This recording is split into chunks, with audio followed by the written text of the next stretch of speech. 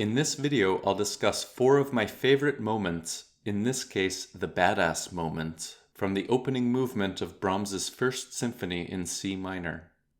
The Brahms symphonies are famous for their motivic complexity, and critics have long accused them of being too cerebral and overwrought. If you've read my YouTube channel description, you can probably guess what I think of those criticisms, since the purpose of my channel is to illuminate and champion what I consider the most meticulously crafted musical compositions, and the Brahms symphonies rank near the top of my list. Just for some historical background, Beethoven's monumental symphonies had given the next generation of composers a severe inferiority complex, and speculation was rampant about who would inherit Beethoven's mantle as the next great symphonist. Amidst this backdrop, it's understandable that Brahms spent more than 20 years composing and perfecting this First Symphony, especially considering the extra pressure he must have felt after Robert Schumann's famous 1853 prophecy, in which he said the young Brahms's recently composed piano sonatas were veiled symphonies, and that in the future, whenever he bends his magic wand, there, when the powers of the orchestra and chorus lend him their aid, further glimpses of the magic world will be revealed to us. It turns out that Schumann had great instincts, as we're about to discover in this video series, in which I plan to discuss each of the 16 magnificent symphonic movements Brahms left us. I'll be quick to point out how much his symphonies were influenced by those of Beethoven, especially this First Symphony with its undeniable overt references. The opening movement has numerous moments to choose from, but for me, 4 passages outrank all the others. The incredibly intense slow introduction, the closing theme from the exposition section, the enormous crescendo that ends the development section, and finally, a moment from the Coda. We already heard the explosive first notes at the beginning of the video, one of the most immediately violent passages of any symphony, with this relentless hammering from the timpani. I can't think of a better way to announce oneself to the world as a symphonist. Of Brahms's 16 symphonic movements, only this one and the final movement of this same symphony have slow introductions, and both introductions present much of the thematic material of the ensuing sonata form movements, almost like pre-exposition expositions. The first movement begins with the conspicuous timpani part accompanying this syncopated upward chromatic motif, combined with an inverted downward chromatic scale that I won't consistently highlight, and followed by this important green rhythmic motif, and then by this orange figure that resembles the eventual main opening arpeggiated theme of the exposition section that I'll discuss momentarily.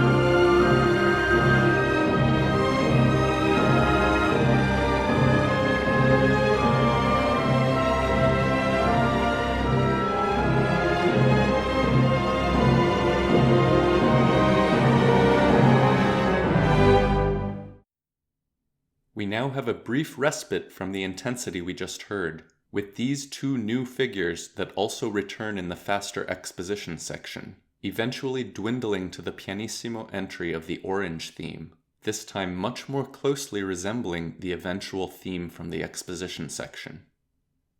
The timpani also enter alongside this theme, crescendoing to this even more intense reprise of the opening bars, this time with the timpani rolling instead of hammering repeated eighth notes. Now listen to the remainder of the slow introduction.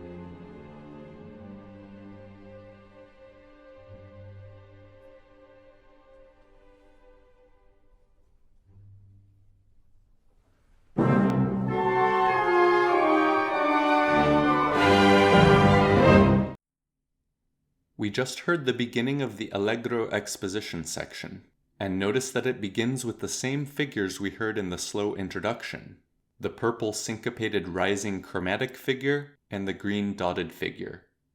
These introduced the now expanded version of the orange theme, beginning with the portion we heard in the slow introduction, but now expanded with a repeat of its last two notes and a staccato descending portion that begins with a tied accented note.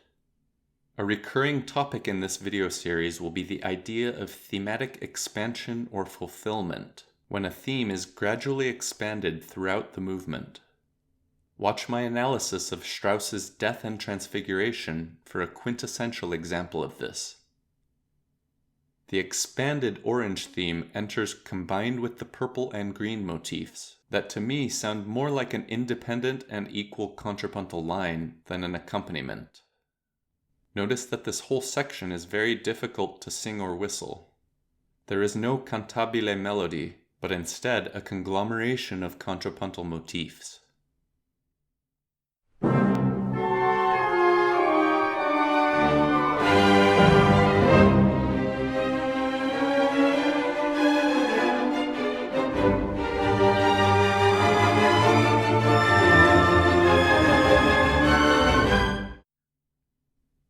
Analysts of Brahms' music have coined numerous fancy terms to describe his compositional methods, but in most cases I see them as just a more relentless application of the techniques of Haydn, Mozart, and Beethoven, as I will argue throughout this series.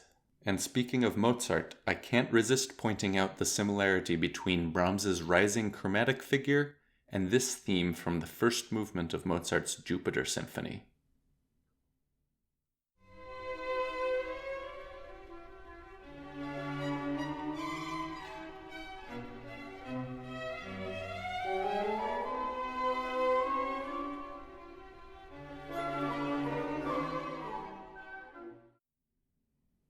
Returning to Brahms, we now hear the mustard and gray-colored motifs, returning from the slow introduction, that also now appear combined with each other contrapuntally. This leads to a restatement of the ever-expanding orange theme, this time combined with the inversions of the purple and green motifs, and with this new rhythmic figure that will become more important later.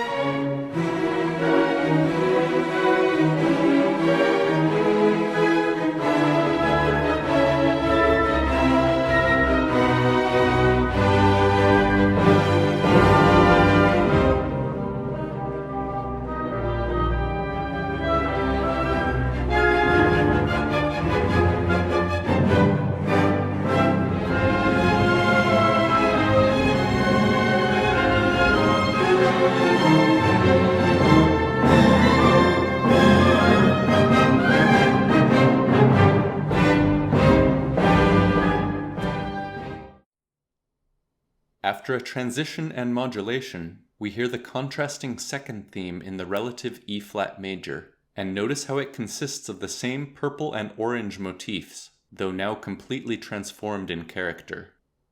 Thematic transformation, by which a theme assumes a completely new identity in its new context, will be another recurring topic in this series. In this case, the same thematic material is transformed from the ferocious intensity that begins the movement to a tranquil, sentimental love theme.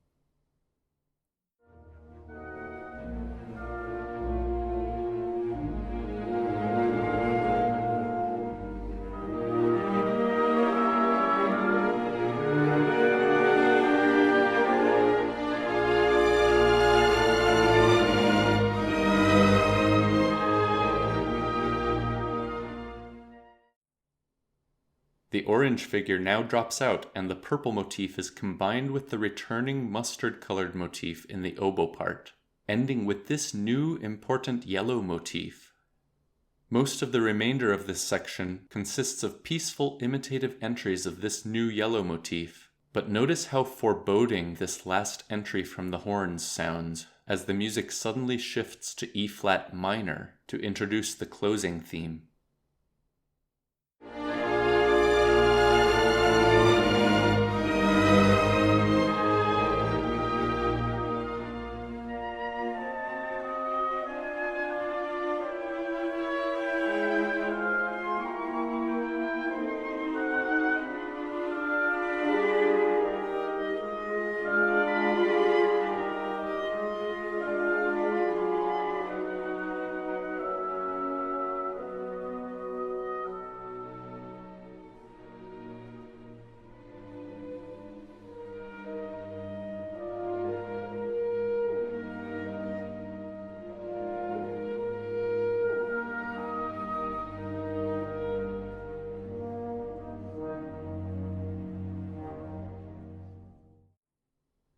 The intensity from the beginning of the movement now returns with the sinister closing theme that unfolds much like the orange theme, first introducing shorter fragments before eventually expanding to the full theme. After two startling entries of this fragment from the violas, we hear these rhythmically confusing imitative entries, some of which are on the weak subdivision of the beat.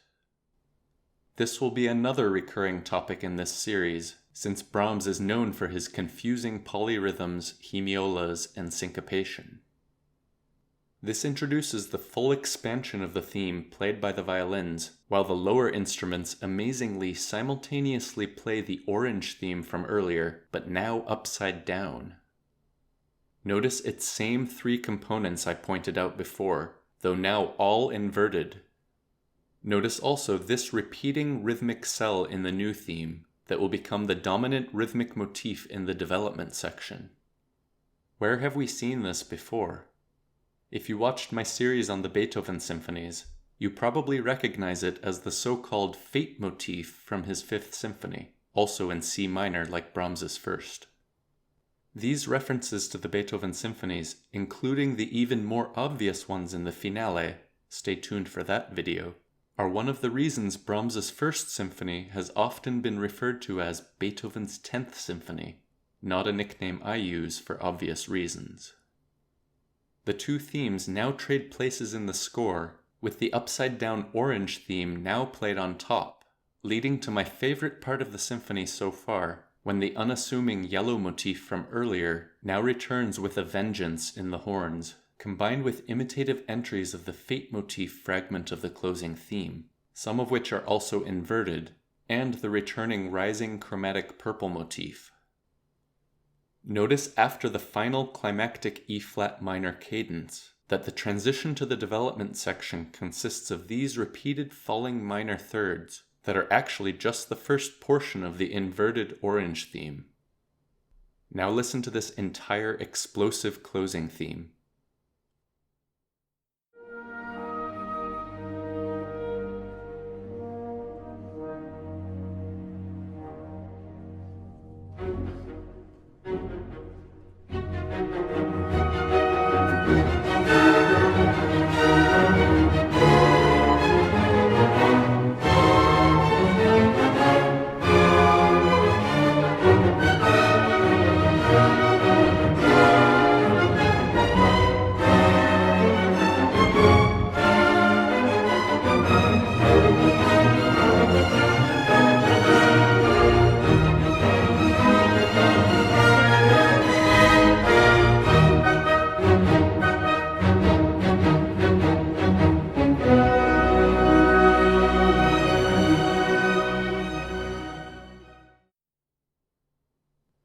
I'm skipping over most of the development section and jumping directly to my favorite passage from this movement, the large crescendo at the end of the section that leads to the recapitulation. The portion I'm skipping includes a turbulent section that mainly features the closing theme we just heard, with increased prominence of the Fate motif rhythm. The intensity briefly subsides with continuing rumbling imitative entries of the Fate motif rhythm from the timpani and cellos, almost like distant thunder heard from within the eye of a storm. while the violins play the purple chromatic motif followed by its inversion.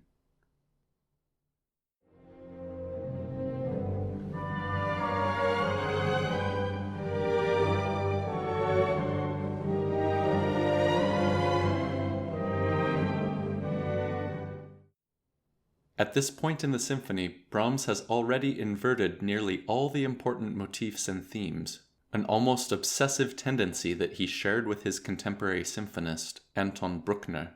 But the very particular maneuver we just heard of following a short motif with its inversion in the same voice is a favorite technique of Brahms in his symphonies. For example, listen to the opening of the third movement of this same symphony, in which the clarinet theme is immediately repeated upside down.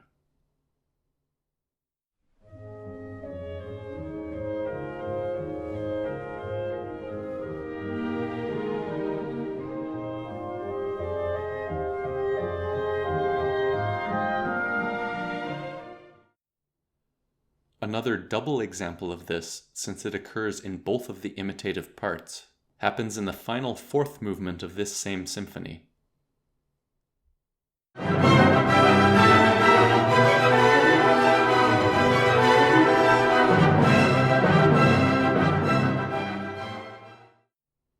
And of course, this also occurs at the beginning of the slow second movement from the Fourth Symphony.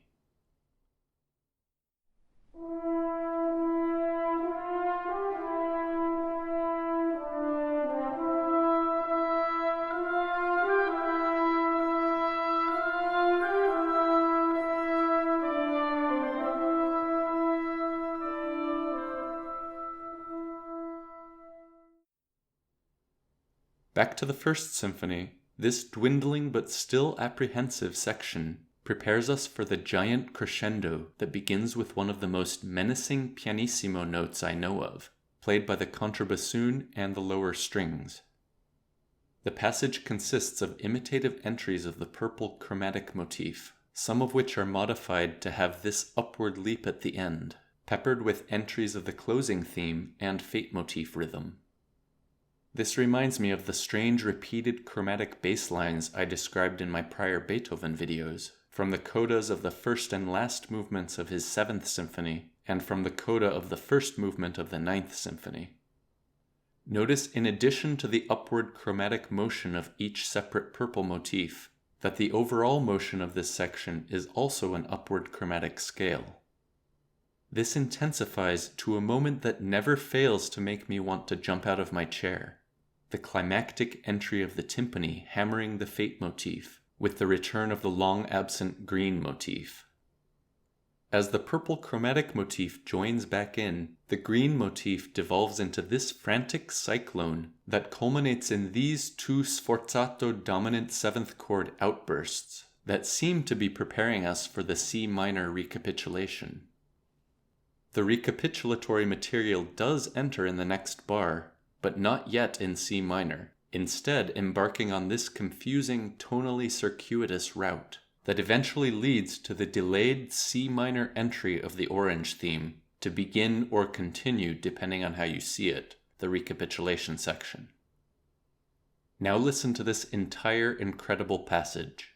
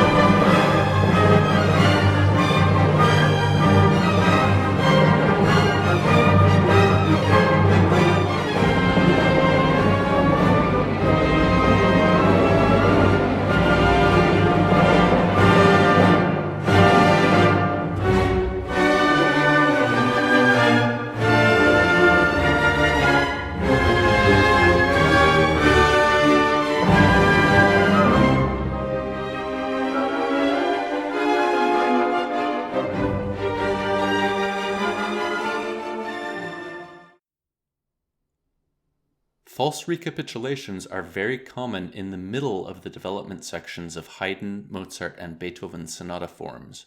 And I've also discussed humorous false jumping the gun entries occurring at the end of the development section, like the famous one from Beethoven's Eroica Symphony. What we just heard from Brahms is something altogether different, more like a tonal misdirection using the expected thematic material that should start the recapitulation. The only analogous passage I can think of by those earlier composers is the opening movement of Haydn's 81st Symphony in G major. First listen to the theme that begins the movement, already slightly confusing tonally due to the immediate secondary dominant 5 of 4 chord.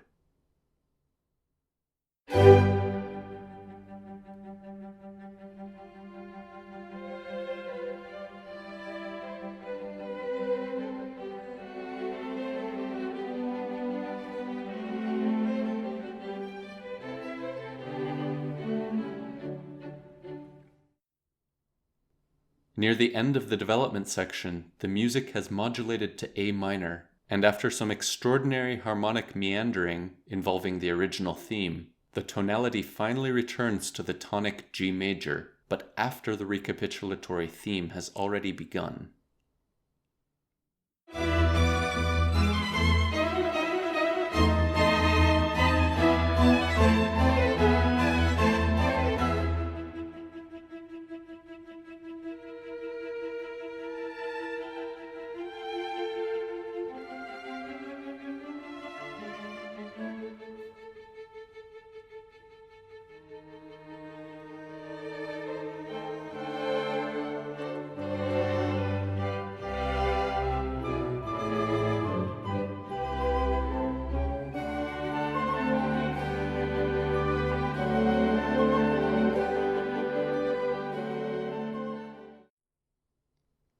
Returning to Brahms, the final moment I chose from this movement is the transition from the recapitulation to the coda.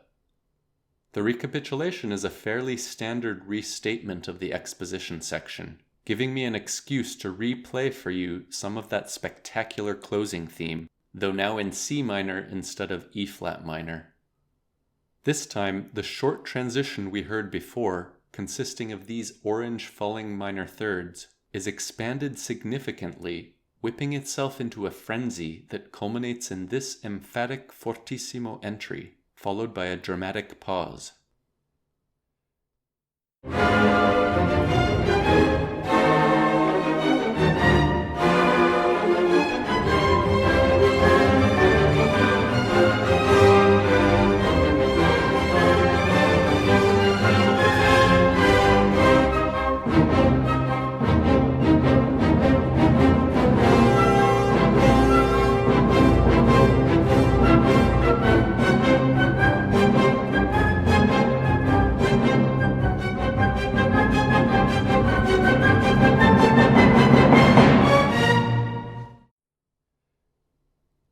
This section has always reminded me of a strangely similar passage from the finale of Bartok's Fourth String Quartet, a movement I've been promising to analyze now for a few years. Notice the similar imitative staccato falling minor thirds that crescendo to a fortissimo final statement followed by a dramatic pause.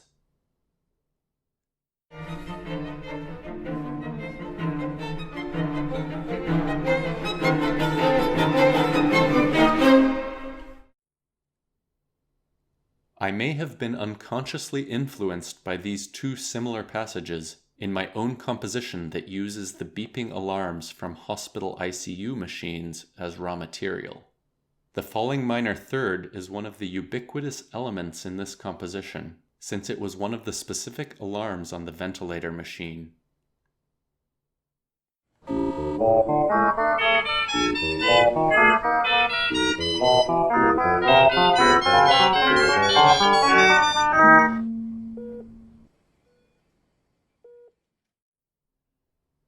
Returning to Brahms, after the dramatic pause, the orange falling thirds continue, but fade into the background and become the accompaniment of the returning purple chromatic motif.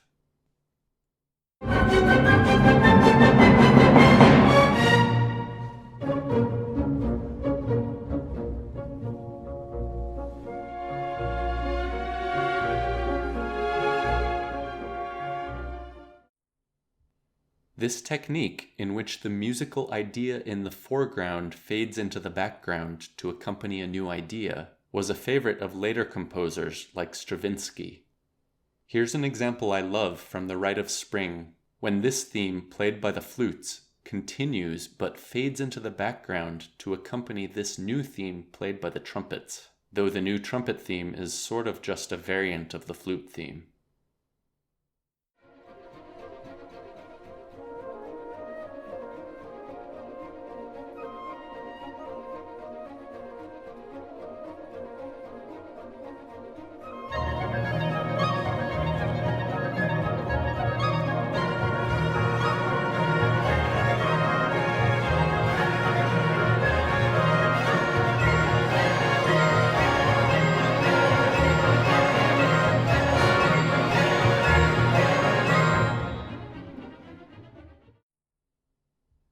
This phenomenon also occurs frequently in minimalist music and even in modern electronic dance music.